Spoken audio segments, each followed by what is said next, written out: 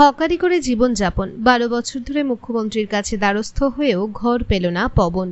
উত্তর ২৪ পরগনা জেলা আমডাঙ্গা বিধানসভার বারাসাত ১ নম্বর ব্লকের কাশিমপুর গ্রাম পঞ্চায়েতের নরসিংহপুর ঘোষপাড়ার বাসিন্দা পবন পাল লটারিতে টাকা পেয়ে ২ কাঠা জমি কেনেন।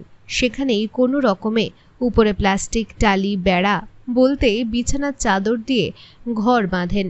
১০ বছরের এক কন্যা সন্তান এবং মানসিক ভারসাম্যহীন স্ত্রীকে নিয়ে বসবাস করেন তিনি।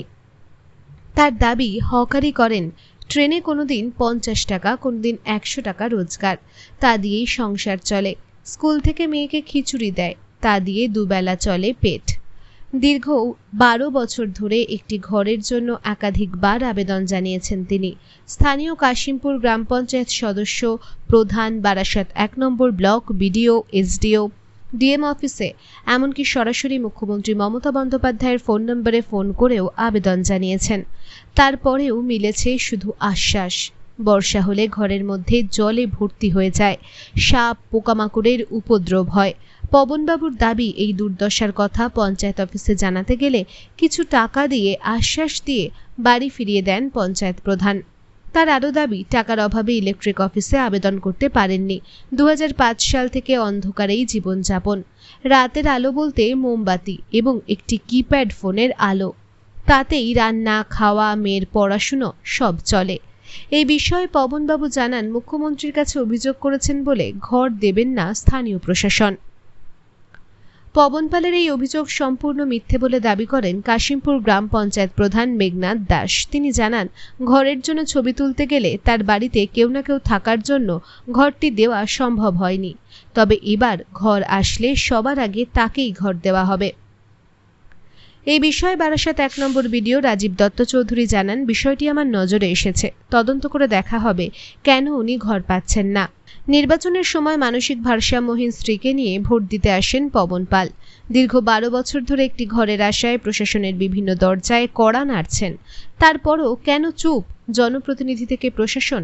প্রশ্ন থেকেই এই নিয়ে কটাক্ষ করতে ছাড়েনি বিজেপি। একটা সরকার থেকে ঘর দিলে আমার পরিবারটা বাঁচবে, এইটাই আমার সমস্যা। কতদিন ধরে আবেদন করছেন? ১২ বছর ধরে আবেদন করছি, ১০ থেকে ১২ বছর। কোথায় কোথায় আবেদন করেছেন? আমি প্রথমে করেছি মেম্বারকে জানাই, প্রধানকে জানাই, বিডিওকে জানাই, এসডিওকে জানাই, জেলা পরিষদকে জানাই, ডিএমকে জানাই, মমতা দিদিকেও জানিয়েছি। মমতা দিদি আমার ফোনের মাধ্যমে মেল করে সেটাও বললো ৯০ দিনের মধ্যে ঘর হবে। ওটা দিয়েছিলাম ২২ সালে, আজও পর্যন্ত কোনো সুরাও হয়নি। এটা কোন পঞ্চায়েত? আমাদের গ্রাম কাশিমপুর গ্রাম পঞ্চায়েত, দত্তপুর থানা, ব্লক? ব্লক হচ্ছে 1। তারা কি বললেন? তারা বলছে যে, পবনবাবু তুমি তো আমাদের কাছে বারবার করে আসছো, তোমার একটা ঘর অবশ্যই দরকার, তা তোমার লিস্টে তো নাম নেই, তার লিস্টে নাম তো আপনারাই তুলবেন, যে মেম্বার থাকে, প্রধান সাহেব থাকে, তাই না? তা আপনারা যদি না তোলেন তাহলে আমি কি করব বলুন? আমার তো একটা ঘর দরকার, আমার তো কোনো কাগজপত্রের টুটি, আমার সব কাগজপত্র। তো এবারে প্রধান সাহেব বলছে, আমি চেষ্টা করছি তোমার একটা ঘর যাতে হয়, আমি থেকে তোমায় কথা দিলাম সবার সামনে করে দেবো। কবে দেবে সে আজ পর্যন্ত দেয়নি, দেবে বলছে।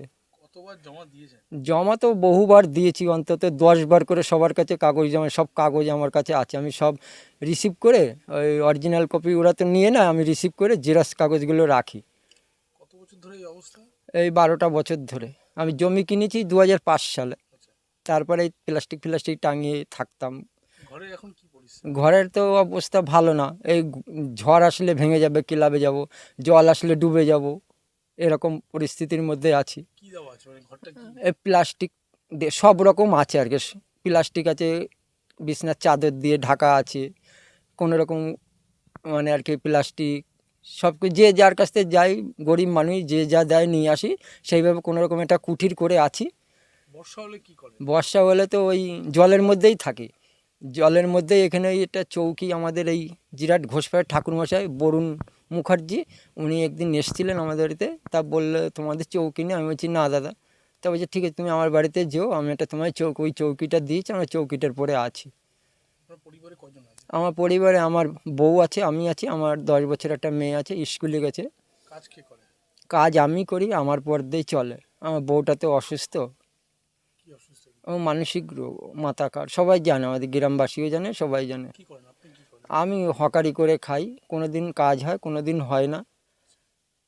সংসার কিভাবে চলাচ্ছে? ওই আমার অনেকে দুঃখ টুক্ষ দেখে, কেউ 50 টাকা 100 টাকা দেয়, মিথ্যাটা বলছি না, সেইভাবে আমার চলে আর কি। হ্যাঁ, বর্তমানে যে সময়, হ্যাঁ, লাস্ট কবে দিয়েছেন? এই তো 1/7/24 সালে ওইটা চলে গেল। উনি এখনো পর্যন্ত ওই কে বলে সেক্রেটারি সাহেব এখনো পর্যন্ত ভিডিও, আমি দুবার ঘুরেও এসেছি, তা উনি ঘরটা পাচ্ছে না। আমরা জানতে পারলাম এই 4-5 বছর হচ্ছে জানতে পারছি যে পবন ঘর পাচ্ছে না, ওরা আসছে আমাদের কাছে। কিন্তু ঘর পেতে গেলে তো একটা ক্যাটাগরি লাগে।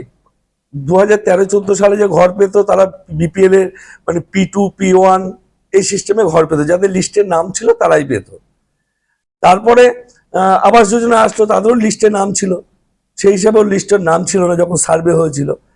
যখন 2018-19 সালে আমরা সার্ভে করলাম ব্লক বা পঞ্চায়েত থেকে, সার্ভে করতে যখন যাওয়া হয়েছিল ওর বাড়িতে ফটো তুলতেও যাওয়া হয়েছিল, ফ্যামিলিতে কাউকে খুঁজে পাওয়া যায়নি, যার জন্য ওটা একটা মিস্টেক হয়েছিল।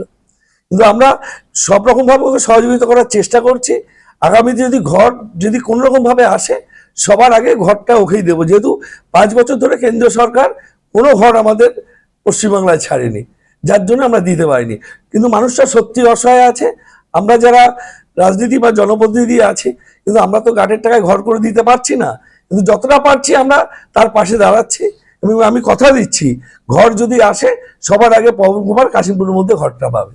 আমার কাছে চিঠিটা এসছে, সেক্রেটারি স্যার উত্তর 24 পরগনা জেলা পরিষদ উনি পাঠিয়েছেন। আমরা এটা নিয়ে এনকোয়ারি করছি, দেখছি, তারপর উপযুক্ত জায়গায় আমরা আমাদের রিপোর্ট প্লেস করব। 12 বছর ধরে ঘোরা করছে এবং আবেদন জানাচ্ছে, মানে কোথাও কি কোনো সমস্যা হচ্ছে? না না না, সেরকমভাবে আমি জানি না উনি লোকাল লেভেলে কি বলেছেন। আমার কাছে এই ধরনের কোনো কথা উনি এসেছিলেন, আলোচনা হয়নি। আর আমরা দেখছি বিষয়টা, এন্ডোর্স করা হয়েছে একজন অফিসারকে, তিনি গিয়ে দেখে যে রিপোর্টটা দেবেন আমরা সেটা উপযুক্ত স্থানে পাঠিয়ে